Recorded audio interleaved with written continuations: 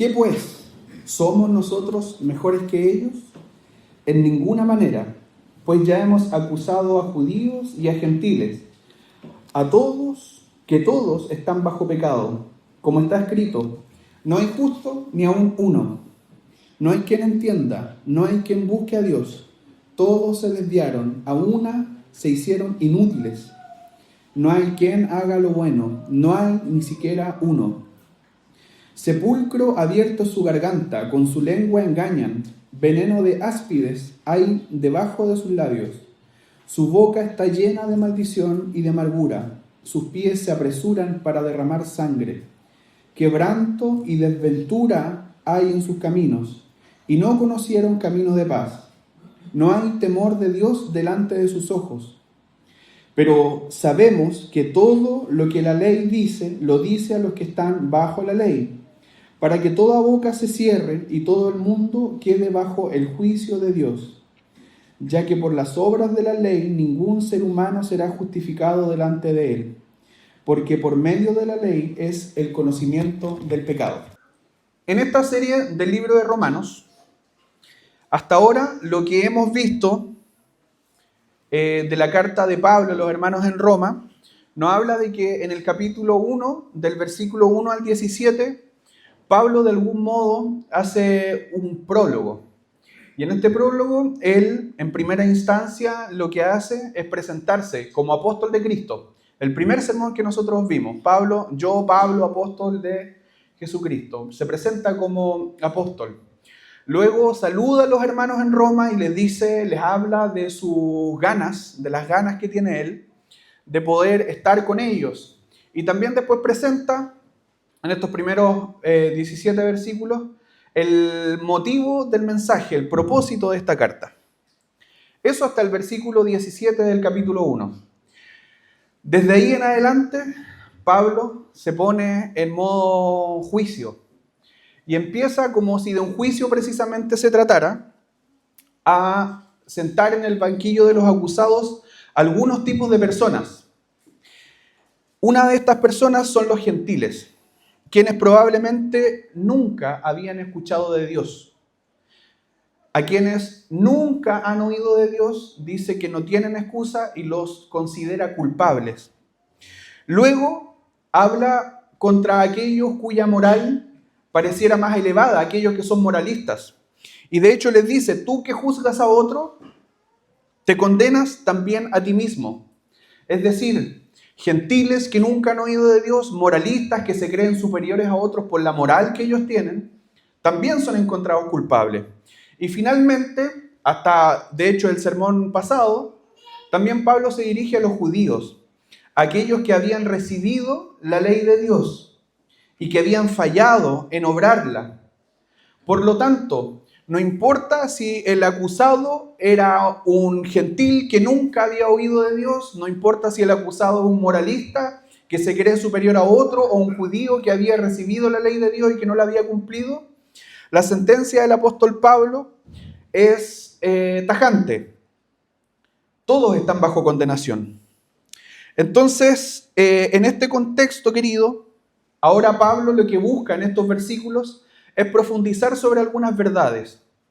Primero vamos a ver sobre la extensión del pecado, luego vamos a ver sobre la profundidad del pecado en nuestro corazón y finalmente vamos a ver cuál es la sentencia final del pecado y del pecador. ¿Se entiende? Vamos a conocer sobre esos 3 puntos. Siendo así, estimados, el título del sermón de hoy se llama Culpables ante Dios. Vamos a ir conociendo por qué. Primero, el primer punto de este sermón habla de que somos todos iguales en pecado. Pablo ya describió y habló de los gentiles, de los moralistas y habló de los judíos. Sin embargo, ahora vuelca su foco a los hermanos en Roma. Y pregunta en los primeros 2 versículos, versículos 9 y 10, y dice, ¿qué pues? ¿Somos nosotros mejores que ellos? Es la pregunta. En ninguna manera, responde Pablo. Siempre suele hacer este tipo de preguntas. ¿Acaso pasa esto? En ninguna manera. ¿Perseveraremos en el pecado para que la gracia abunde? En ninguna manera. Y acá pregunta el apóstol Pablo, ¿somos acaso nosotros mejores que ellos? Y la respuesta es la misma, en ninguna manera. Pues hemos acusado a judíos, gentiles, que todos están bajo pecado, y como está escrito, no hay justo ni aun uno. Ahora, si bien los mencionábamos, judíos, moralistas, gentiles, recordemos un poco qué dicen los primeros capítulos respecto de quiénes son estas personas o cuáles son las cosas que ellos cometen. ¿Con quiénes estamos siendo comparados? Y ciertamente este ejercicio de comparación, hermano, es un ejercicio que nos resulta más o menos natural. Nosotros somos mandados a hacer para compararnos constantemente o para identificarnos. Y siempre tratamos de quedar más o menos bien parados. Yo recuerdo que una vez en la universidad, en uno de estos talleres, nos preguntaron y nos pidieron, mejor dicho, que disertemos sobre un personaje que nos represente. Hermano, era compañero de 3 máximo décimo meridio. Tenía 3 compañeros que eran máximo décimo meridio, hombres leales, honorables, fieles a su palabra, que iban con convicción por la vida. Yo los veía y, bueno, será. Era compañero de otros que eran Chris Gardner, no sé si han visto En búsqueda de la felicidad, Will Smith, ¿ya? Personas que entregaban todo por buscar la felicidad, lograr un propósito y un mejor pasar para su familia. Hasta yo, hermano, yo era Héctor de Troya. Y claro, yo trataba de apaciguar un poco lo que decía, porque en el fondo yo decía, ya voy a elegir uno que no sea tan ganador, murió al final igual, pero en el fondo lo que yo rescataba y yo quería identificarme con la lealtad, el amor por su familia, por su patria y todo aquello. Porque generalmente tratamos de hacer eso. Cuando nos comparamos, nosotros tratamos de caer siempre bien parados. Sin embargo, Pablo nos está comparando con personas que eran mujeres y hombres inmorales. Pablo describe en los primeros capítulos de esta carta a hombres que hicieron cosas vergonzosas, a personas que pensaron que creer en Dios era una tontería, que conocer a Dios era una tontería. Describe a perversos, a gente avara, a gente llena de odio, a envidiosos, homicidas, pecadores, engañosos. Pablo describe a chismosos, traidores, insolentes, arrogantes, fanfarrones, a gente que odia a Dios. Y pregunta, ¿somos mejores que ellos? Y la respuesta es en ninguna manera. Y duele. Ciertamente duele porque nos están comparando con lo peor de lo peor. Y Pablo dice que nosotros no somos mejores que ellos. Le dice a los hermanos en Roma, no son mejores que ellos. Nos dice a nosotros, que nosotros no somos mejores que ellos. Podemos entonces acá ciertamente hasta algún punto alegar, porque la comparación duele. Duele profundamente en nuestro ego. Sin embargo, queridos hermanos, el punto acá es que no existe el evangelio sin la conciencia de pecado. No existe un evangelio donde el cristiano no esté convencido que es un pecador. Hermanos, no somos mejores que ellos porque no hay justo ni aún uno. No somos mejores que ellos, no somos mejores que esos inmorales, no somos mejores que esos moralistas, no somos mejores que aquellos que se creen mejores que el resto, no somos mejores que aquellos que enseñan a otros y no se enseñan a sí mismos. No somos mejores. Esa es la respuesta que da el apóstol Pablo. Nos dice el apóstol Pablo que estamos bajo pecado. Y aquí lo que está describiendo, queridos, no es que el pecado nos rasguñe a nosotros superficialmente. No es que sea una pequeña herida o un pie esguinzado. Dice que estamos bajo pecado, que el pecado es tan grande que nos presiona fuertemente y que estamos bajo él y no podemos salir del pecado. Porque el pecado lo que representa en última instancia es la grande culpa que nosotros tenemos ante Dios. Sproul, el pastor R.C. Sproul, dice que él desearía que nosotros tuviéramos una mayor capacidad para sentir el peso de la carga del pecado. Él anhelaba que las personas puedan tener una mayor conciencia respecto del peso del pecado, porque él dice que nos hemos convertido en expertos para justificar nuestro pecado, para negarlo. Simplemente esquivamos todo el pecado para quedar libres de carga. Nos justificamos y nos justificamos y nos justificamos. Sin embargo, hay una verdad, y es que somos pecadores. Pablo mira a los romanos y les dice lo mismo que nos dice a nosotros. Ustedes ya no van acá como jurados. No son jurados en este juicio. Ustedes, igual que los moralistas, ustedes igual que los judíos, ustedes igual que los gentiles, se sientan en el banquillo de los acusados porque son exactamente igual de pecadores. Eso es lo que está diciendo el apóstol Pablo. Ese es el primer punto de este sermón, que somos iguales todos en pecado. No hay justo ni aun uno. Entendiendo Hippo entonces el carácter universal del pecado, que todos, absolutamente todos estamos bajo pecado, veamos el segundo punto de este sermón, que quiere decir y habla sobre el argumento que tiene Dios, el argumento de Dios para decirnos precisamente esta verdad, que estamos todos bajo pecado. Veamos los versículos 10 y 11. ¿Qué nos dicen los versículos 10 y 11? Como está escrito, no hay quien entienda, no hay quien busque a Dios.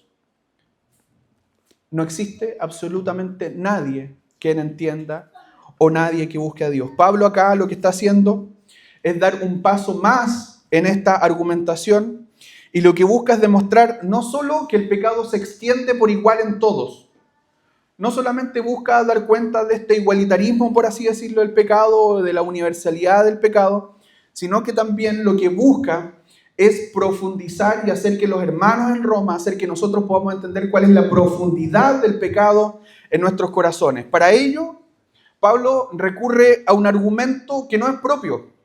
Él no recurre a su percepción, él no recurre al yo creo, al yo pienso o yo lo siento de esta manera. Pablo lo que recurre acá es a una serie de versículos del Antiguo Testamento. Y de este modo, Pablo, como lo hacían los rabinos en el Antiguo Testamento, da cuenta que de algún modo este argumento no es un argumento propio, no es algo que se le ocurrió a él, es Dios acusando la profundidad del pecado en el hombre. No es Pablo hablando.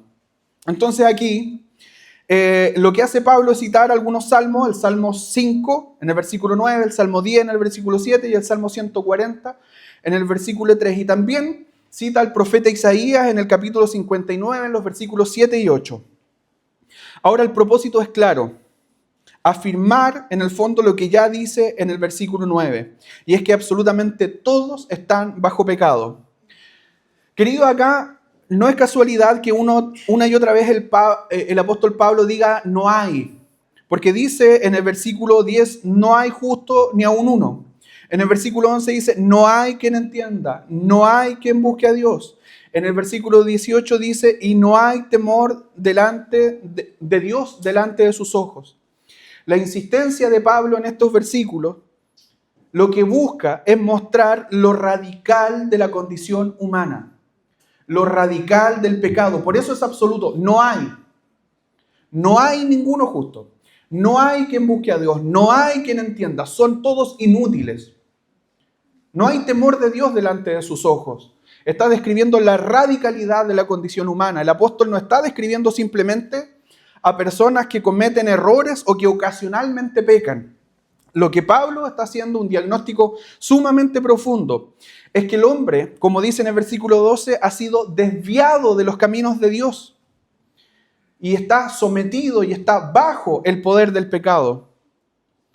El hombre se encuentra espiritualmente muerto e incapacitado por su pecado de hallar por sí mismo el camino que conduce al Padre.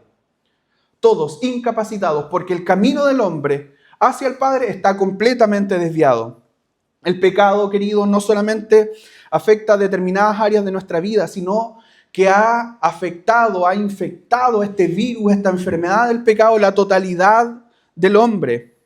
De modo que no existe en ningún hombre, en su capacidad natural, ninguna herramienta para que él pueda encontrar el camino a Dios. Han desviado completamente su camino. Y aquí, queridos, creo que resulta importante hacer una mención histórica. Los cristianos, antes de ser conocidos como cristianos, los creyentes eran llamados como los del camino. Ahora, Los del camino no eran llamados así por una cuestión circunstancial. No era porque ocurrió algo y le pusieron a los del camino. El hecho de que los cristianos hayan sido conocidos antes, los creyentes, nuestros hermanos hayan sido conocidos como los del camino, nos habla de una profunda verdad teológica. Y esta verdad es que Cristo mismo dijo en Juan 14:6, yo soy el camino, la verdad y la vida. Nadie viene al Padre si no es por mí. Entonces, ¿por qué llegamos al Padre? Los cristianos ciertamente hemos hallado el camino al Padre, pero no porque lo hayamos descubierto mediante nuestros esfuerzos, a través de una conexión con la naturaleza, a través de una moral superior, de buenas acciones, no porque hayamos guardado la ley, no por nuestra inteligencia o nuestra religiosidad. Nosotros encontramos el camino al Padre porque Cristo en su gracia salió a nuestro encuentro y nos mostró Cristo el camino, se mostró a sí mismo como camino. Queridos, sin la revelación de Cristo no hay quien busque a Dios. Sin la revelación de Cristo en nuestras vidas no existe el camino a Dios, porque nadie le busca, porque están todos perdidos. Es como decíamos hace unos domingos atrás cuando hablábamos del tesoro escondido. Íbamos por el campo pateando piedras, caminando, y de pronto se nos ilumina aquel tesoro del Evangelio, porque Dios lo revela de esa manera.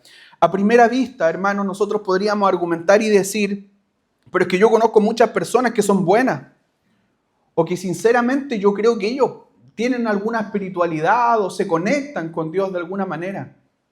Mentira. Porque lo que el apóstol Pablo acá está denunciando es que el hombre ha caído, aun cuando se acerque a la religión, aun cuando practique buenas obras, aun cuando aparentemente tenga acciones de piedad. Pero lo que el apóstol Pablo acá nos está diciendo es que en cierta medida estos hombres que aparentan piedad, en última instancia lo hacen para satisfacer sus propios egos. Esto está lleno de autosatisfacción y de egoísmo. En última instancia se alimentan a sí mismos con estas obras. No somos distintos de ellos, queridos. Por eso esta repetición que nosotros señalábamos antes, que no hay justo, no hay quien busque a Dios, revela la profundidad del pecado y la completa, queridos, la completa inhabilidad del ser humano para conocer a Dios, porque nadie lo busca.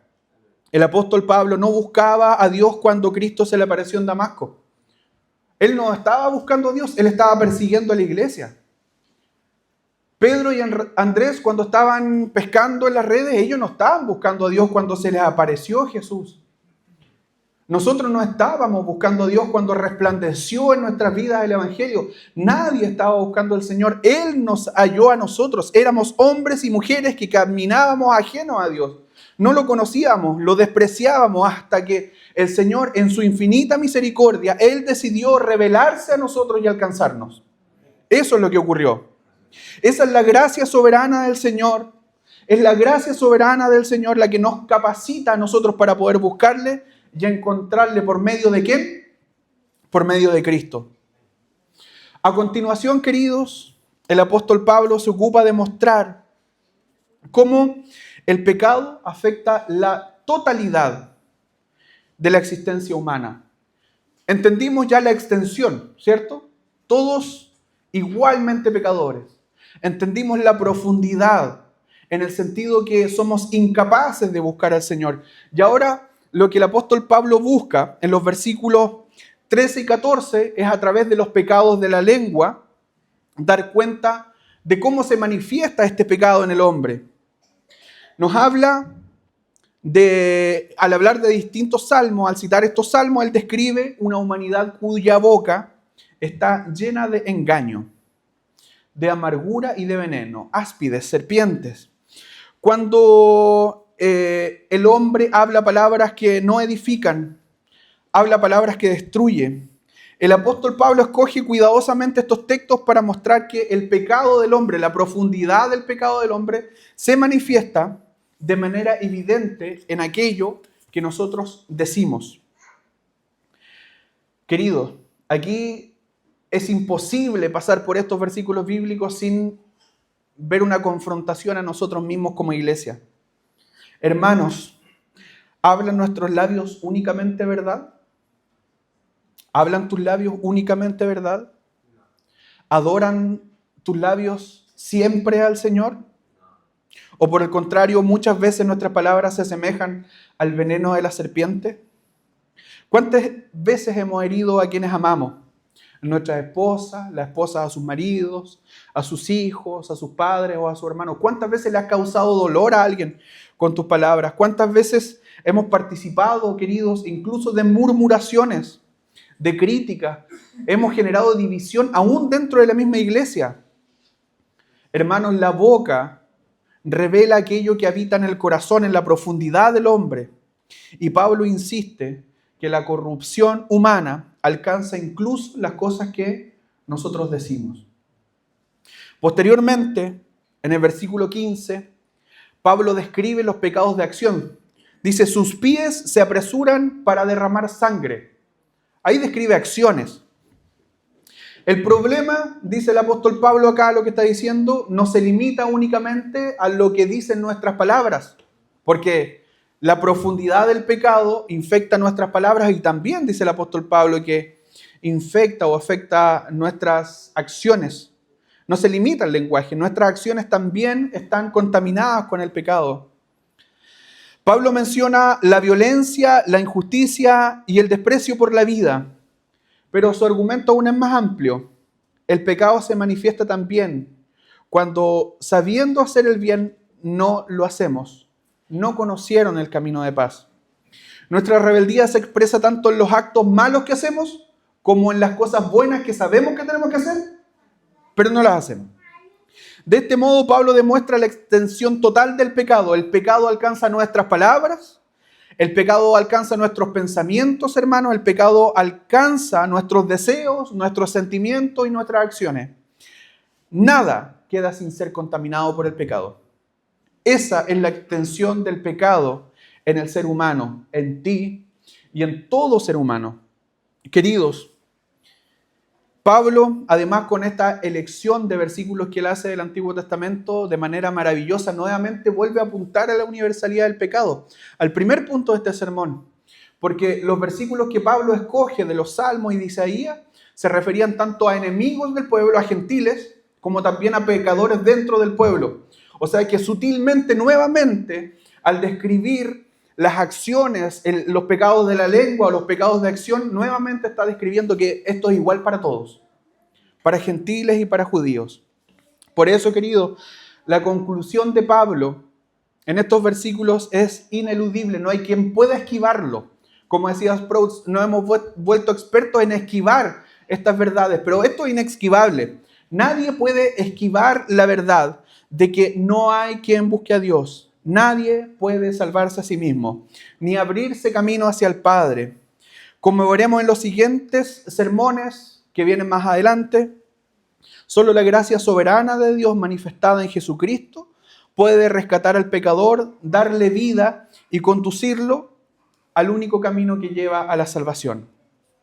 Por último, queridos, Pablo señala en los últimos 2 versículos de este pasaje lo siguiente: pero sabemos que todo lo que la ley dice, lo dice a los que están bajo la ley, para que toda boca se cierre y todo el mundo quede bajo el juicio de Dios, ya que por las obras de la ley ningún ser humano será justificado delante de él, porque por medio de la ley es el conocimiento del pecado. Y estos 2 versículos, de algún modo, hermanos, reflejan el último punto de este sermón. Y es que la consecuencia de la extensión, la profundidad y las diversas maneras en las que se manifiesta nuestro pecado es que todos estamos bajo juicio. Todos bajo juicio es el tercer punto de este sermón. Pablo aquí está señalando que de un modo u otro, judíos y gentiles, todos aprueban algún tipo de ley. Todos se sujetan a algún tipo de ley. Acá, en nuestro país, todos reconocemos que existe la ley. Sin embargo, reconocemos que esta ley es verdad, Por lo tanto, cuando la incumplimos, esta ley nos condena. La ley, querida Hipo, lo que hace es que nosotros podamos conocer nuestro pecado. Le hace contraste al pecado. Hace que nuestro pecado quede en evidencia. Pues independiente de quienes seamos, nosotros no hacemos lo que sabemos que es verdad. Lo que sabemos que es correcto, lo que sabemos que es justo. Los gentiles, por ejemplo, ¿qué hacen ellos? Observan la creación de Dios y hacen de esa creación, ¿qué cosa? Un Dios pequeñito, pero hacen un Dios. Por otro lado, los judíos, ellos recibieron de Dios mismo las palabras de Dios, recibieron la ley de Dios. ¿Y qué hicieron? No la cumplieron. Rechazaron las promesas de Dios. ¿Nos pasa, hermanos, eso a nosotros mismos? Que sabemos que no debemos decir esto o que no debemos decir aquello y lo hacemos de igual forma. Estamos sujetos bajo una ley. Hay una ley ahí que nos dice que debemos actuar de esta manera o de otra. Sin embargo, la incumplimos igual. ¿Le has deseado el mal a tu prójimo? ¿El mal? Aunque disfrazado de justicia. Imagínate a alguien que no te cae tan bien. No te cae tan bien o te cae mal. Y que le pasa una desgracia. De hecho, somos tan descarados que incluso utilizamos a Dios en esos momentos y decimos justicia divina. Y el egoísmo de nuestro corazón, el egoísmo completo de nuestro corazón al tener odio al hermano, hace que nosotros desplacemos esta culpa al Señor. Fue justicia divina, pero en el fondo nuestro corazón está satisfecho por la venganza de aquella persona. Pues independiente, hermano, de quién nosotros seamos, no hacemos lo que sabemos que es verdad. No decimos lo que sabemos que es correcto decir. Y no hacemos lo justo. Eso es lo que ocurre. Nosotros muchas veces hemos fallado en amar a nuestro Señor. ¿Amas al Señor con todo tu corazón, con toda tu alma y con toda tu mente? Mandamiento. ¿Lo amas con todo tu corazón, con toda tu alma y con toda tu mente? Ciertamente lo intentamos. ¿Pero lo hacemos todo el tiempo? No. Fallamos. Pecamos ante Dios. ¿Amamos a nuestro prójimo como a nosotros mismos todo el tiempo? Nunca lo hacemos. ¿Qué pasa ahí? Hay un contraste. Porque es lo que debemos hacer, no lo hacemos. Esa falta a la conformidad de la ley de Dios se llama pecado. Y es por eso que el mundo entero, hermanos queridos, cuando esté delante de Dios se quedará mudo. Absolutamente mudo. La boca del pecador no podrá abrirse cuando el Señor ponga toda esta evidencia para culparlo de un corazón enfermo por pecado. Aquí, queridos, no valdrá los alegatos estos que dicen, no, es que yo era bueno, es que yo intenté hacer esto, yo era esto, aquello. No importa el decir, no, es que yo traté de ser buena persona. No va a haber excusa. Todos, absolutamente todos, se quedarán mudos delante del Señor. Toda boca va a callar.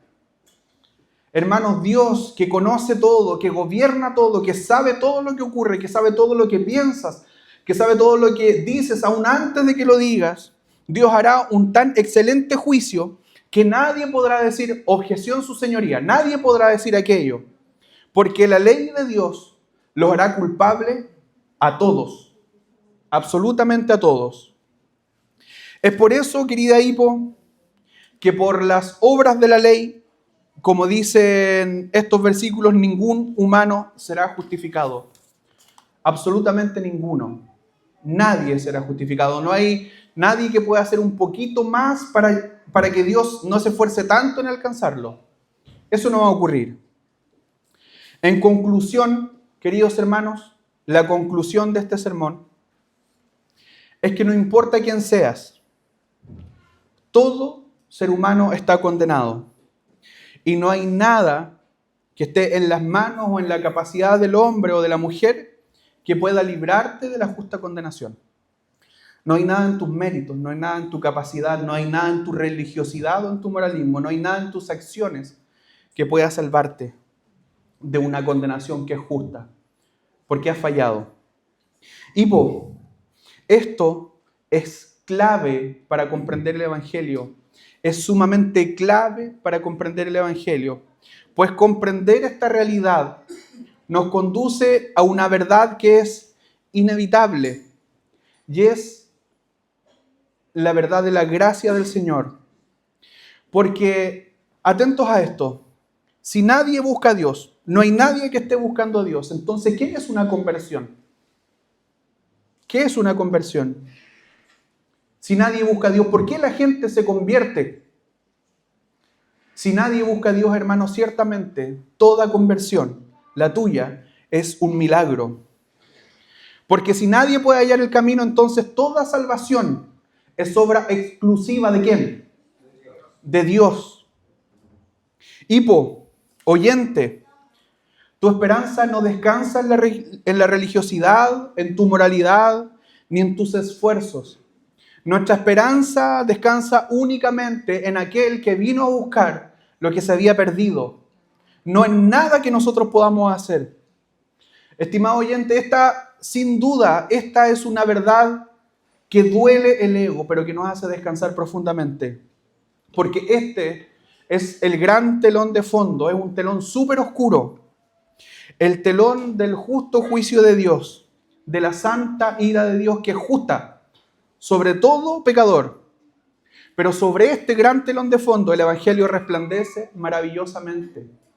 El Evangelio resplandece aún sobre nuestros pecados, sobre nuestras fallas. Queridos, Cristo es la salvación del hombre. No es nada que nosotros podamos hacer. Cristo salva.